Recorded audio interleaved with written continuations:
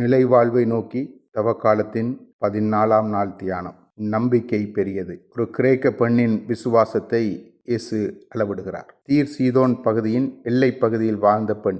இஸ்ரவேலர் கடவுளின் மக்கள். இவர்கள் பலஸ்தீனத்தில் குடியேறிய போது அங்கு அவர்களுக்கு எதிர்ப்பட்ட புற இன மக்கள். இவர்கள் கானானியர் என அழைக்கப்பட்டனர். இவர்கள் இஸ்ரவேல் மக்களால் எதிரிகளாக பார்க்கப்பட்டார்கள். எனவே இருவருக்கும் இடையில் கோபம், வெறுப்பு, பகைமை உணர்வு ஒரு நோய் போல் பரவி இருந்தது. இது சமூக பிரச்சனையாக காணப்படுகிறது. கானானியரின் இயற்கை வழிபாடு, பிற தெய்வ வழிபாடு போன்றவை நாங்கள் கடவுளின் மக்கள் ஓர் தெய்வ வழிபாட்டு முறையை பின்பற்றுகிறோம் என்ற கொள்கை மத ரீதியான பிரிவினையாக காணப்படுகிறது. இந்த சூழலில் இயேசுவிடம் இந்த தாய் வருகிறாள். என் மகள் பேய் பிடித்து கொடுமைக்குள்ளாகியுள்ளார், என்மேல் இரக்கமாய் இரும் என்கிறார். இயேசு மிகவும் கடினமான கண்டனமான வார்த்தைகளால் அவரின் கோரிக்கையை நிராகரித்தார். ஆனால் அவள் அதை ஒரு பொருட்டாக எடுக்காமல் அவரிடம் எனக்கு உதவி செய்யும் என்கிறார். இயேசுவின் கடுமையான வார்த்தைகளை ஏற்று அவற்றுக்கு பதில் தரும் துணிவு அவரிடத்தில் இருந்தது. சில நேரங்களில்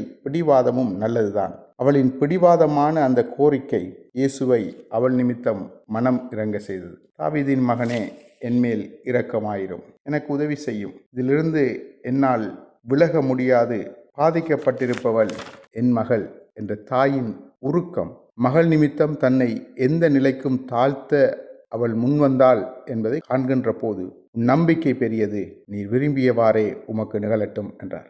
மத்தேயு 7:7 கூறப்படும், கேளுங்கள் உங்களுக்கு கொடுக்கப்படும், தேடுங்கள் கண்டடைவீர்கள், தட்டுங்கள் உங்களுக்கு திறக்கப்படும் என்ற இயேசுவின் வார்த்தைகளின் ஆழத்தை எமக்கு நினைவுபடுத்துகிறது. நிலைவாழ்வை நோக்கிய பயணத்தில் தடைகளை தகர்த்து முன்னோக்கி பயணிக்க இயேசு நம்மை அழைக்கிறார். ஆண்டவர் ஆசீர்வதிப்பார். ஆமென்.